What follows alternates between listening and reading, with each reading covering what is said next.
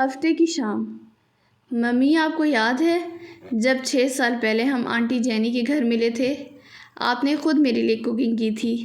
وہ مسکراتے ہوئے ممی کے ساتھ روشن سی سڑک پہ چہل قدمی کر رہی تھی۔ ممی بھی مسکرا دیں۔ ہاں، یاد ہے مجھے۔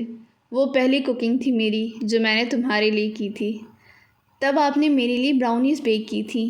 مسکراتے ہوئے سڑک پہ مستی کرتے منچلوں کو دیکھتے اس نے کہا تو جہارا نے سر اس بات میں ہلایا۔ بالکل یاد ہے۔ تو کیا یہ ممکن ہے کہ کل دوپہر کو ہم آپ کے ہاتھ کی براؤنیز کھائیں؟ چلتے ہوئے اس نے ان کی جانب دیکھتے کہا تو وہ ہنس دی اور اس بات میں سر ہلا دیا۔ کیوں نہیں، لیکن یاد رکھیے گا اب مجھے کوکنگ کیے ہوئے کافی عرصہ ہو گیا۔ اگر براؤنیز اچھی بیک نہ ہوئیں تو بھی آپ کو کھانی پڑیں گی، وہ بھی منہ بگاڑے بغیر۔ اس کی چھوٹی سی ناک کو دباتے ہوئے انہوں نے کہا تو نمرا نے فوراً اس بات میں سر ہلایا۔ منظور ہے۔ پیرس کی یہ شام ہفتے کا اختتام تھی۔ سارے شہر کے لوگ ہفتے کی تھکاوٹ ختم کرنے کی غرض سے گھروں سے نکلے ہوئے تھے۔ سڑکوں، پارکوں اور ہوٹلوں پر یا پھر بازار میں نظر آ رہے تھے، اور جو ان میں سے کچھ نہیں کر رہے تھے وہ بھی تلخ مال کو ہاتھ میں تھامے کہیں گرے پڑے نظر آتے تھے۔ وہ دونوں سڑک کے کنارے چلتی اپنے ہوٹل کی جانب جا رہی تھیں۔ کچھ ہی دیر قبل ان دونوں نے الفا ٹاور ریسٹورنٹ میں ڈنر کیا تھا اور اب کچھ دیر کی چہل قدمی کے بعد انہیں ایک ٹیکسی پکڑ کے اپنے ہوٹل تک جانا تھا۔ ابھی یوں ہی چلتے انہیں کوئی 7-8 منٹ ہی گزرے ہوں گے جب ایک تیز رفتار گاڑی ایک دم سے ان کے قریب آ کر رکی۔ گاڑی بالکل سیاہ تھی، کہیں بھی کوئی نشان تک نہ تھا، عین بے داغ شیشے۔ کار جیسے ہی ان کے برابر میں آ کے رکی، 4 ہٹے کٹے منڈے سروں، پرنٹڈ ٹیٹوز بازوؤں اور کسرتی جسموں والے انگریز باہر نکلے تھے۔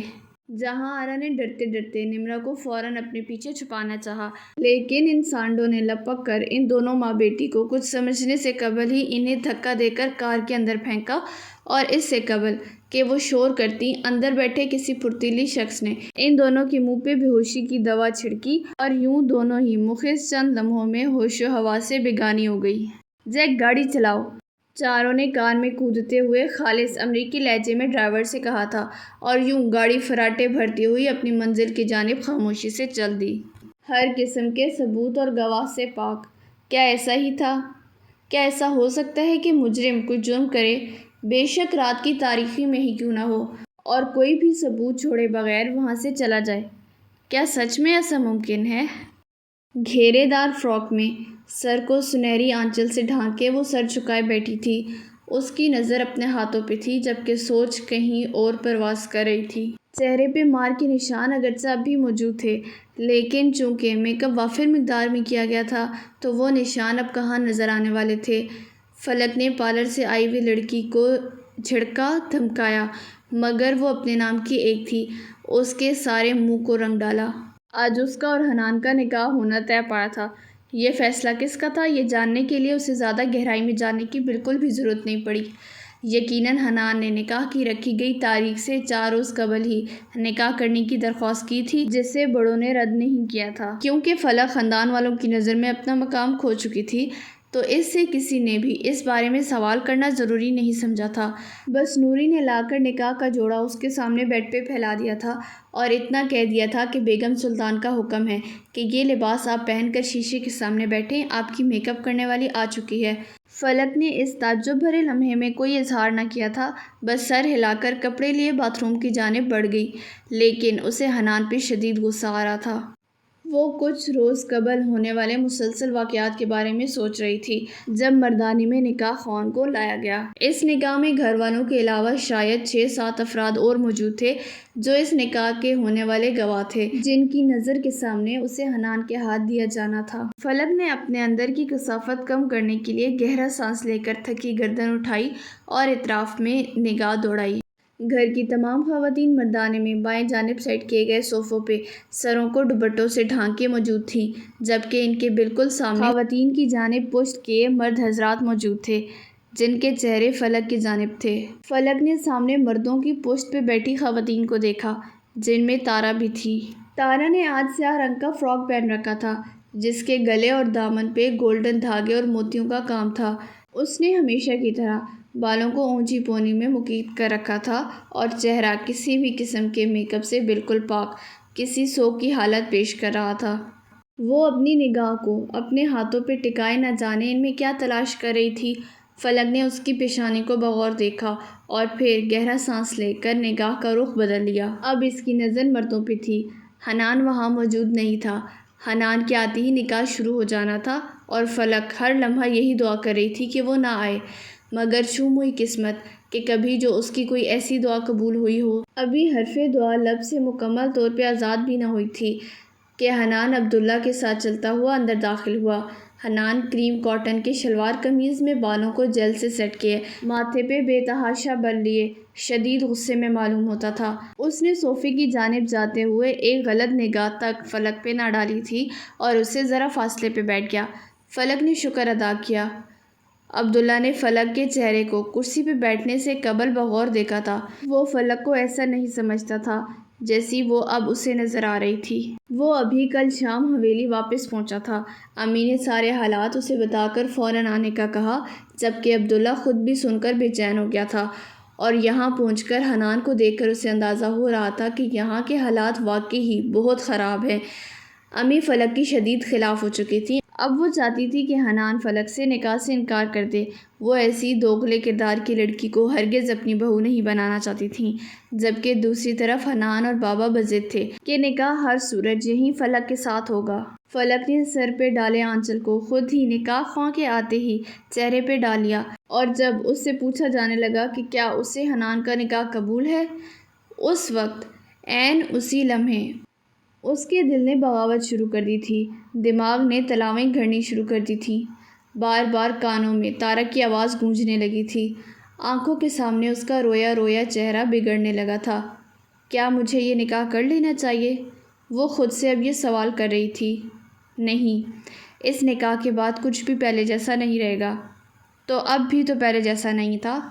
سب داؤ پہ تو پہلے ہی لگ چکا ہے، پھر اور تباہی ہوگی۔ 3 زندگیوں کا سوال ہے۔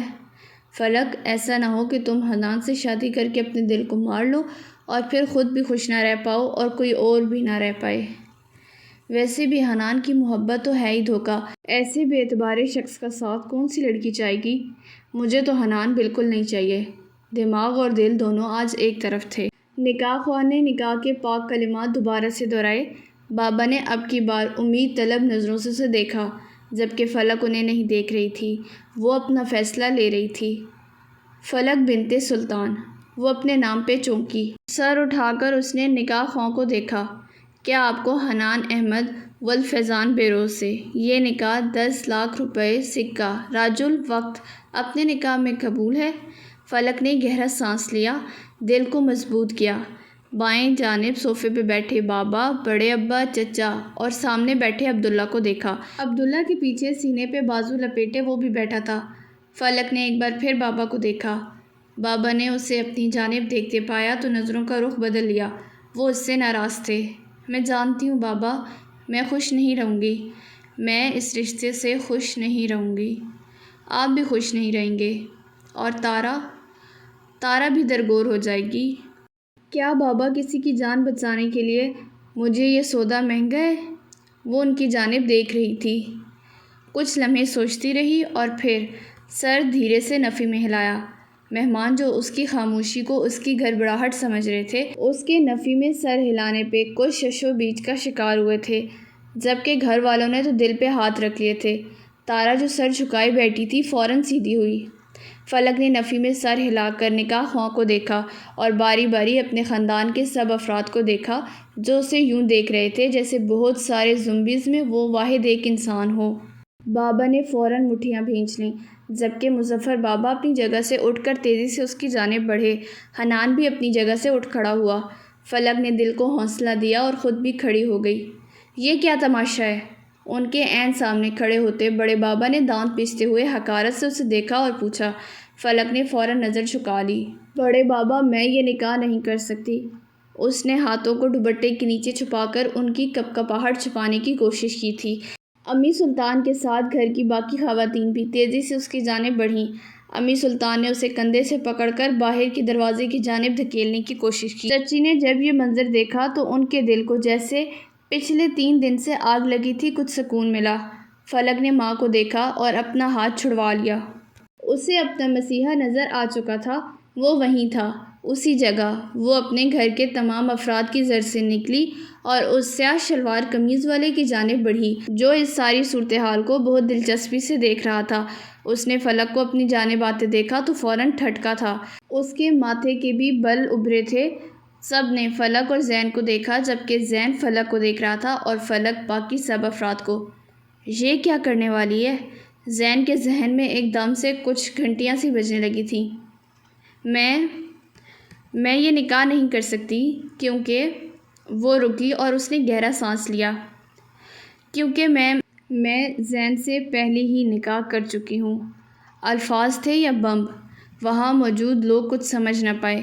سمجھ تو زین بھی نہیں سکا تھا۔ یہ لڑکی کیا بکواس کر رہی ہے؟ ہونٹ بھیج کر اس نے دل میں خود سے پوچھا۔ اس نے کچھ کہنے کے لیے اپنے لب کھولے مگر سامنے سر جھکائے ڈھیر ہوئے سلطان انکل کو دیکھ کر دانت پیس کر رہ گیا۔ اگر وہ انکار کرتا تو یقیناً اور بدنامی ہوتی۔ اس میں اتنی ہمت نہ آ سکی کہ وہ بلند آواز میں انکار کر سکتا۔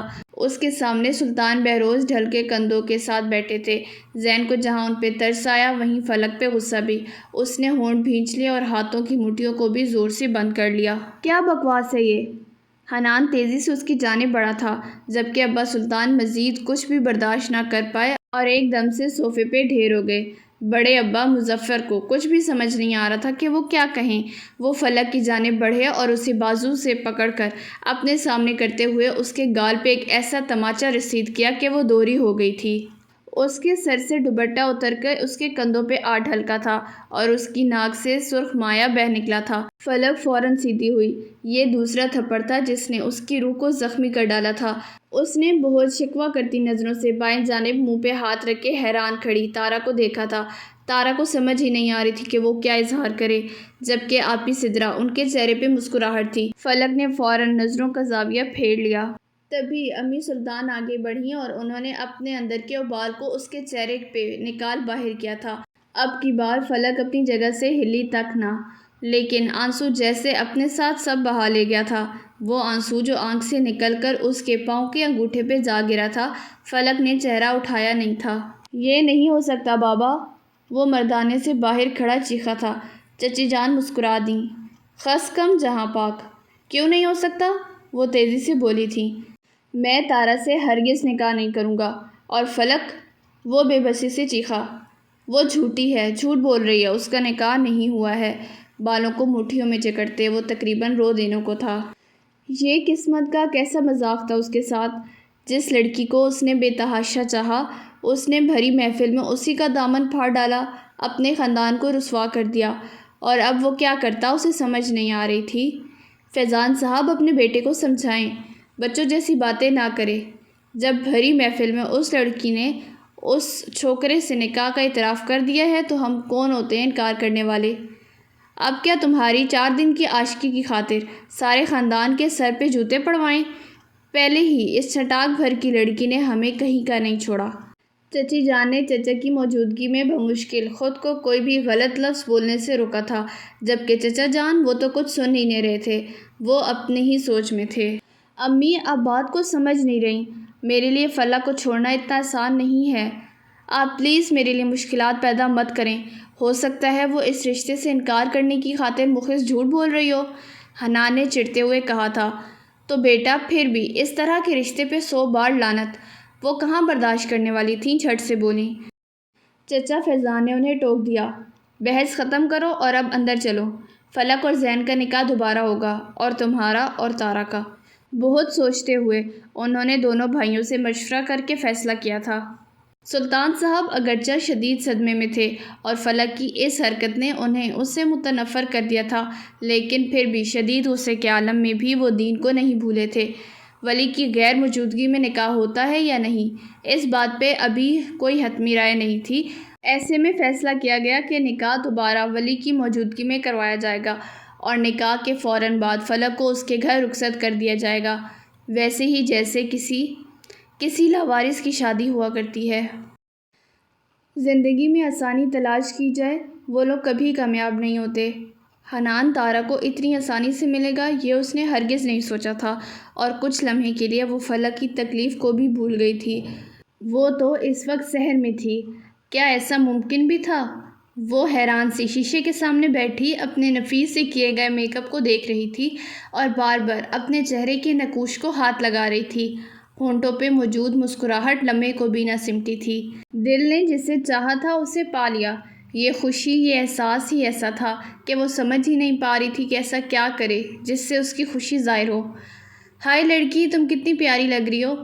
دروازہ کھولتے اندر داخل ہوتے سدرا آپی نے تبصرہ کیا تھا۔ تارا منہ پہ ہاتھ رکھے ہنس دی۔ خوشی سے اس کے دونوں گال سرخ پڑ چکے تھے۔ سدرا آپی نے بغور اس کا چہرہ دیکھا اور مسکرائیں۔ دل سے ایک ہلکی سی ٹیس ضرور اٹھی تھی، اپنے ارمان جل جانے کی ٹیس، لیکن پھر بھی اب سب کچھ ٹھیک ہو چکا تھا۔ جس نے جو ان کے ساتھ کیا تھا اس نے بھگت لیا تھا۔ فلک کو مار کھاتا دیکھ کر ان کے دل کو بہت سکون ملا تھا۔ انہوں نے بھی اسی کی وجہ سے اسی طرح مار کھائی تھی۔ خدا کرے تم ہمیشہ ایسے ہی خوش رہو۔ مسکرا کر انہوں نے اس کے گال کا بوسہ لیا۔ تارا مسکرا دی۔ آپی، مجھے یقین نہیں آ رہا، میرا اور حنان کا نکاح ہو چکا ہے۔ آپی کے ہاتھ پکڑتے اس نے خوشی سے کہا تھا۔ آپی اس کے انداز پہ ہنس دی۔ دیکھ لو پھر، میں نے تو ویسے ہی پہلے تم سے کہہ دیا تھا فلک اور حنان کی شادی نہیں ہونے والی۔ تم نے خواہ مخواہ ہی رو رو کر خود کو ہلکان کیا ہوا تھا۔ اس کے سر کو ہلکے سے تھپکتے انہوں نے کہا تو تارا مسکراتی رہی۔ ویسے آپی، مان افندی کو حویلی کا کیسے پتہ چلا؟ میں اسے دیکھ کر بہت ڈر گئی تھی۔ معصومیت سے اس نے ایسی بات کہہ دی تھی کہ آپی سدرا نے گہرا سانس لیا۔ میں نے بلایا تھا اسے۔ اس کے سامنے سے ہٹتے انہوں نے بالوں کو ہاتھ سے شیشے میں دیکھ کر سلجھاتے ہوئے کہا تو تارا ایک دم سے الجھی۔ آپ نے؟ کیسے؟ میں نے تمہارے لیپ ٹاپ میں تصویریں دیکھی تھیں اور اس سے پہلے تمہارے فون میں موجود میسیجز بھی پڑھے تھے۔ مجھے ساری بات سمجھ آ گئی تھی کہ مان تمہاری کلاس میٹ کا کزن ہے اور خاصا رنگین مزاج ہے۔ میں نے تمہاری دوست کو کال کر کے اسے مان کا نمبر لیا اور یوں میرا اس سے رابطہ ہو گیا۔ پھر ہم دونوں نے مل کر ایک چھوٹا سا منصوبہ بنایا اور وہی ہوا جیسے ہم نے منصوبہ ترتیب دیا تھا، وہ کہہ رہی تھیں اور تارا منہ پہ ہاتھ رکھے انہیں سن رہی تھی۔ مجھے افسوس ہے کہ تم میری بیٹی ہو۔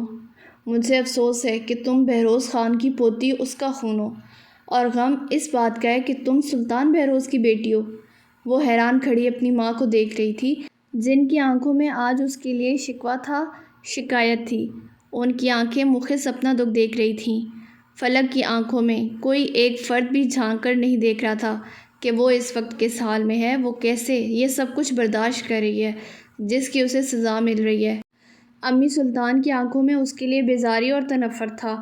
فلک نے ہونٹ بھینچ لیے۔ اس کی ماں کو اس کے ہونے کا دکھ تھا۔ وہ کبھی جن کی آنکھوں کا تارا ہوا کرتی تھی، آج انہوں نے ہی اسے جوتے مارے تھے۔ بظاہر وہ لاپرواہ نظر آ رہی تھی، جیسے اسے کوئی پرواہ نہ ہو، بس اپنی مرضی، اپنی خواہشات کی مالک۔ دیکھنے میں وہ ایسی ہی نظر آ رہی تھی جیسے برف دل کی مالکن، لیکن اصل میں وہ رو رہی تھی، بلک رہی تھی، اس کی روح چھید ہو رہی تھی۔ اس کے جسم پہ، اس کے چہرے پہ زخم تھے۔ یہ وہ زخم نہیں تھے جو امی سلطان کے ہاتھ نے اس پہ اٹھائے تھے، یہ روح کے زخم تھے جو امی سلطان، بابا، بڑے ابا، تارا، سدرا آپی، حنان، مان افندی کی وجہ سے آئے تھے۔ اسے مخص کچھ ہی دنوں میں اپنے آپ سے شدید نفرت ہونے لگی تھی، اتنی کہ دل چاہتا تھا کہ خودکشی کر لے یا پھر اپنے آپ کو کہیں ایسی جگہ چھپا لے جہاں اسے کوئی بھی نہ جاننے والا ہو۔ وہ خاموشی سے امی سلطان کو دیکھ کر ان کی باتیں سنتی رہی اور آخر میں سر جھکا کر کچھ بھی کہے بغیر چل دی۔ وہاں اسے بھیجتے وقت سوائے تارا اور امی سلطان کے اور کوئی نہ آیا تھا۔ فلک امی سلطان کی بات سن کر تارا کی جانب بڑھی اور اسے گلے لگایا۔ دل چاہا کہ رو دے مگر ابھی اسے رونا نہیں تھا، وہ روتی تو شاید سب تباہ ہو جاتا۔ تارا نے دکھ سے گہرا سانس لیا مگر اگلے ہی لمحے اس کا سانس جیسے ساکت ہو گیا۔ فلک اس کے گلے لگی اور اس کے کان میں مدھم آواز میں بولی، شادی مبارک تارا، تم نے جس کو چاہا تھا میں نے تمہیں وہ دے دیا۔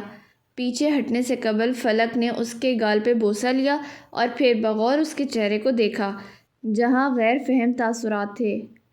تمہیں کیا لگتا تھا تم نے حنان کو اپنی عقل سے حاصل کیا ہے؟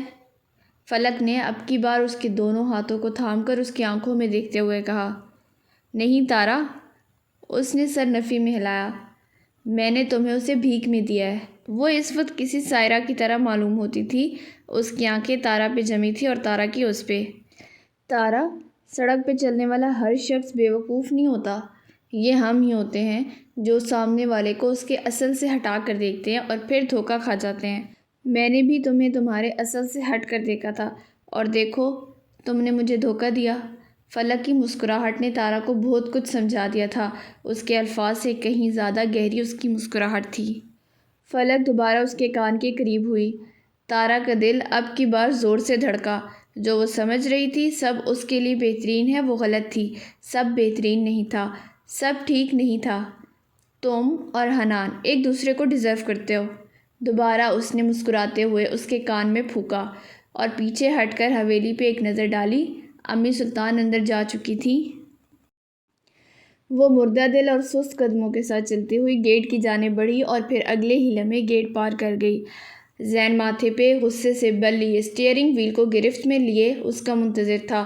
اس کے ہاتھوں سے ہوتی اس کی کلائیوں کی رگیں اتنی تنی ہوئی تھی کہ یوں لگتا تھا جیسے ابھی پھٹ جائیں گی۔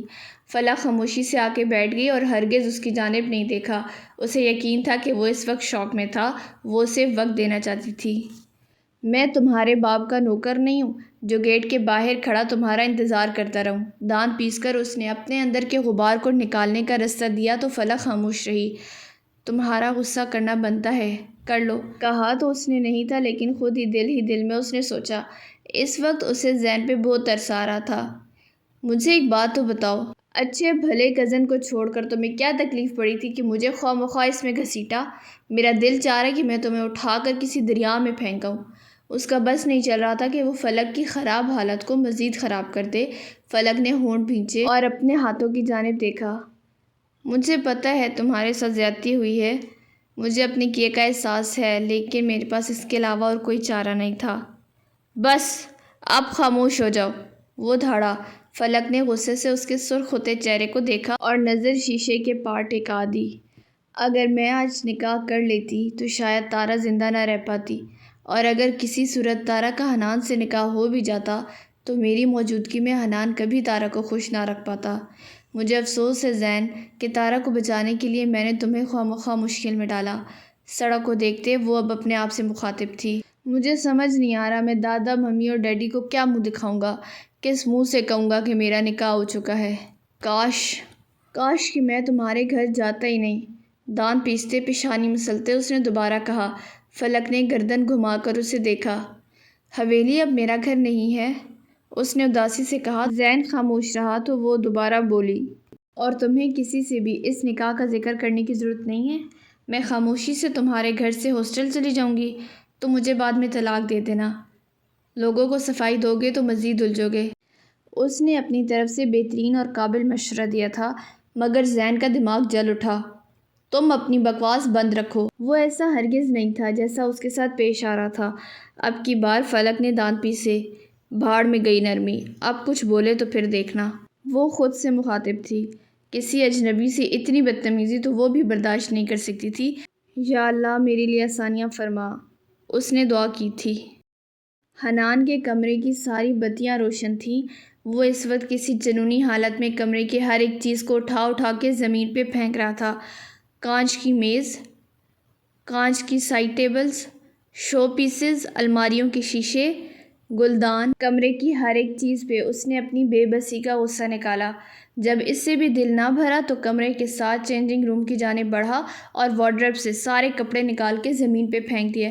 اس کا دل چاہ رہا تھا کہ وہ ساری دنیا کو مٹی کے تیل سے آگ لگا دے، ہر اس شخص کو فنا کر دے جس نے اس کی فلک کو زین کے ساتھ رخصت کیا تھا۔ پھر وہ ڈریسنگ ٹیبل کے شیشے کے سامنے جا کھڑا ہوا اور اپنی آنکھوں کو دیکھا جو سرخ پڑ رہی تھیں۔ اچھا ہوا فلک تم میرے سامنے نہیں ہو، اگر آج تم میرے سامنے ہوتی تو میں تمہارے وجود کو کسی مشین سے گزار دیتا اور تمہارے جسم کے ریشوں کو آگ لگا دیتا۔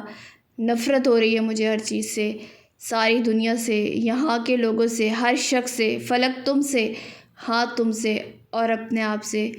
آخر میں اس نے اپنے بالوں کو مٹھیوں میں بھینچا اور گھٹنوں کے بل زمین پہ ڈھیر ہو گیا۔ وہ بظاہر رو نہیں رہا تھا، اس کی آنکھ سے ایک آنسو نہیں نکلا، مگر دل جو ہر شخص سے پوشیدہ تھا اس وقت شدید کرب میں تھا۔ کیسا احساس ہوتا ہے جب آپ ایک چیز کی بے تحاشا خواہش کرو اور مسلسل کرو اور پھر ایک روز کوئی آپ کو کہے کہ ہاں وہ چیز تمہاری ہے، بس تھوڑا انتظار کر لو، اور بے تحاشا انتظار کے بعد اختتام میں وہ ایک اکلوتی چیز کسی اور کو دے دی جاتی ہے، آپ سے پوچھا بھی نہیں جاتا، اس کے بدلے آپ کو وہ چیز دے دی جائے جس کی آپ نے سرے سے خواہش ہی نہ کی، تب کیسا محسوس ہوتا ہے؟ جو لوگ اس احساس سے واقف ہیں وہ یقیناً حنان احمد کی حالت کو سمجھتے ہوں گے۔ زین جس وقت فلک کو لیے گھر میں داخل ہوا، تمام گھر کے ملازمین اس کو جاگتے ہوئے ملے۔ فلک کو زین کے ساتھ رات کے اس پہر دیکھ کر ملازمین سب حیران ہوئے تھے۔ ان کے ذہن میں بہت زیادہ سوال آئے تھے۔ قبل اس کے کہ سوال و جواب اٹھتے، زین نے بتا دیا کہ وہ اس کی بیوی ہے اور وہ اس سے نکاح کر کے لایا ہے۔ باقی کے ماندہ جواب دینا اس کے لیے اہم نہیں تھا، سو وہ اپنے کمرے میں چلا گیا۔ فلک کو کچھ سمجھ نہیں آئی تو وہ بھی زین کے پیچھے پیچھے چل دی۔ زین کمرے میں جاتی اسٹڈی روم میں گھس گیا اور دروازہ اندر سے لاک کر لیا۔ فلک نے اس بات کو کوئی اہمیت نہ دی اور خود بھی فریش ہونے کے لیے باتھ روم کی جانب چل دی۔ اس نے خود کو نارمل ظاہر کیا، مگر باتھ روم میں شیشے میں اپنا عکس دیکھتے ہی اپنے سارے غم، اپنے دکھ اسے یاد آنے لگے۔ وہ 20 منٹ تک کھڑی باتھ روم میں روتی رہی جب تک زین نے آ کے دروازہ نہیں پیٹ ڈالا۔ زین باہر بیٹھا اس کا منتظر تھا۔ وہ اسٹڈی میں بیٹھ کر کچھ لمحے اپنے آپ کو پرسکون رکھنا چاہتا تھا، تبھی سیدھا وہیں چلا گیا۔ اب 5 منٹ بعد جب وہ واپس لوٹا تو فلک میڈم باتھ روم میں تھیں۔ بات حقائق کے ساتھ کی جائے تبھی مسئلے حل ہوتے ہیں۔ دماغ ٹھنڈا ہوا تو اسے احساس ہوا تھا کہ وہ فلک سے اس بات کی وجہ پوچھے جس کی وجہ سے وہ خواہ مخواہ اس مشکل میں پھنسا تھا، اور وہ سب سے الگ ہو گئی تھی، تنہا ہو گئی تھی۔ لیکن باتھ روم میں رونے کا سیشن بہت لمبا ہو چکا تھا۔ تبھی تنگ آ کر زین نے نہ چاہتے ہوئے بھی دروازے کو ایسے پیٹا کہ وہ بیچارہ ہل کر رہ گیا۔ فلک نے بجتے دروازے کو دیکھ کر روتے ہوئے بھی زین کو منہ ہی منہ میں چند ایک القابات سے نوازا اور پھر چہرے کو اچھے طریقے سے تھپ تھپاتی باہر نکل آئی، لیکن اس کی سرخ آنکھیں ابھی بھی اس کے رونے کی چغلی کھا رہی تھیں۔ وہ رکا، الفاظ بھول گئے تھے۔ کس لیے باتھ روم کا دروازہ پیٹا تھا وہ بھول گیا تھا۔ فلک کے رونے نے اسے شرمندہ کیا تھا، کیوں کیا تھا یہ بھی اسے معلوم نہیں تھا۔ میں نے بات کرنی تھی۔ بیڈ پہ بیٹھتے اس نے شرمندگی سے کہا۔ فلک بظاہر نارمل رہی اور جا کر سامنے صوفے پہ بیٹھ گئی۔ زین نے کچھ لمحے اپنے اور اس کے پاؤں کے انگوٹھوں کو دیکھا، شاید وہ اندازہ لگا رہا تھا کہ کس کا زیادہ سفید ہے۔ اب بھلا کسی کے پاؤں کو دیکھ کر اپنے پاؤں کو دیکھنے کی بھلا کیا وجہ ہو سکتی ہے؟ فلک اپنے ناخنوں کا جائزہ لے رہی تھی جب زین نے کہنا شروع کیا۔ پہلی بات، کچھ دیر قبل کے الفاظ پہ میں شرمندہ نہیں ہوں۔ فلک نے اسے خاموشی سے دیکھا، بولی کچھ نہیں۔ فی الحال وہ بحث نہیں کرنا چاہتی تھی۔ میری جگہ کوئی بھی شخص ہوتا، اگر اس کو اس سب سے گزرنا پڑتا جس سے میں گزرا ہوں، تو یقیناً وہ تم سے ایسے ہی بات کرتا جیسے میں نے کی ہے، تو اس لیے مجھے معذرت کی توقع مت کرنا۔ شہادت کی انگلی اٹھا کر گویا اس نے بات ختم کی تھی۔ فلک نے گہرا سانس لیا۔ دوسری بات، جب تک میرے گھر والے پاکستان واپس نہیں آ جاتے تو میں یہاں سے جانا ہوگا۔ میں تمہیں یہاں نہیں رکھنا چاہتا۔ وجہ اس کی تم مجھ سے مت پوچھنا کیونکہ میں نہیں بتاؤں گا۔ وہ کتنا خوش فہم تھا، فلک کو آج اس کا اندازہ ہو رہا تھا۔ یعنی اس کا مطلب یہ تھا کہ فلک اس کے ساتھ رہنے کی خواہش رکھتی ہے۔ فلک نے سر جھٹکا۔ تیسری بات، اب تمہیں مجھے وہ سب کچھ بتانا ہوگا جس کی وجہ سے تم نے یہ گھٹیا حرکت کی ہے، اور بغیر کچھ چھپائے، سمجھی؟ آخری بات پہ اس نے زور دیا۔ فلک نے کوئی جواب نہ دیا اور پاؤں صوفے پہ چڑھا کر ٹانگیں چادر پہ لپیٹ لیں۔ یہ وہی چادر تھی جو وہ گھر سے لائی تھی۔ اور بھی کچھ کہنا ہے؟ نہیں، اس نے فوراً نفی میں سر ہلایا۔ پہلی بات، تم جیسے بدتمیز لوگ کبھی بھی کسی سے معذرت نہیں کرتے۔ عقل مند وہی ہے جو تم سے کسی اچھے کام کی توقع نہ رکھے، سو میں نہیں رکھ رہی۔ اس کی بات پہ زین کے ماتھے پہ بل نمودار ہوئے، مگر فلک نے کوئی خیال نہ کیا اور بولتی رہی۔ اس نے بھی تو خاموشی سے اس کی بات سنی تھی نا۔ دوسری بات، ہاتھ سے وی کا اشارہ کیا۔ چاہے تمہارے گھر والے آئیں یا نہیں، میں یہاں نہیں رہوں گی۔ میں پہلے ہی بتا چکی ہوں اور انہیں کچھ بھی بتانے کی ضرورت نہیں ہے۔ دادا امریکہ میں ہیں، انکل آنٹی بھی وہیں ہیں، سو وہ شاید ہی جلدی نہ آئیں، سوائے اس کے کہ کوئی ایمرجنسی ہو جائے۔ تیسری بات کا جواب یہ ہے کہ جو بھی ابھی ہوا میں تم سے شرمندہ ہوں، کوشش کروں گی کہ تمہارے مسئلے حل کرتی جاؤں، اس لیے بلا وجہ میرے معاملات میں دلچسپی دکھانے کی ضرورت نہیں ہے۔ کیا تم کسی ونڈر لینڈ میں رہتی ہو یا کسی محل کی شہزادی ہو یا پھر کسی شہر گلستان کی پری کہ جو بھی تم فیصلہ کرو گے ہمیشہ وہی ہوگا؟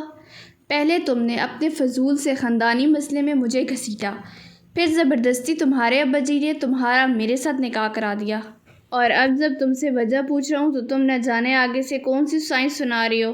وہ تو چڑھ ہی گیا تھا، پہلے ہی رات بھر کیس حل کر کے اس کا دماغ شدید تھکا ہوا تھا۔ اچھا بات ختم کرتے ہیں۔ فلک نے فوراً ہاتھ اٹھایا، گویا وہ ہار مان گئی۔ زیادہ سوال مت کرنا، بس خاموشی سے بات سننا، کہتے ہوئے اس نے زین کو وہ سب بتا دیا جو وہ کسی اپنے ہمدرد کو بتانا چاہتی تھی۔ وہ جو اسے سارے معاملات، ساری حقیقت سے آگاہی دے رہی تھی تو اس لیے نہیں دے رہی تھی کہ وہ زین سے ہمدردی چاہتی تھی، وہ اسے اس لیے یہ سب کچھ بتا رہی تھی کیونکہ یہ اس کا حق تھا۔ وہ معاملے کو سمجھتا کیونکہ وہ اس سب میں شامل تھا۔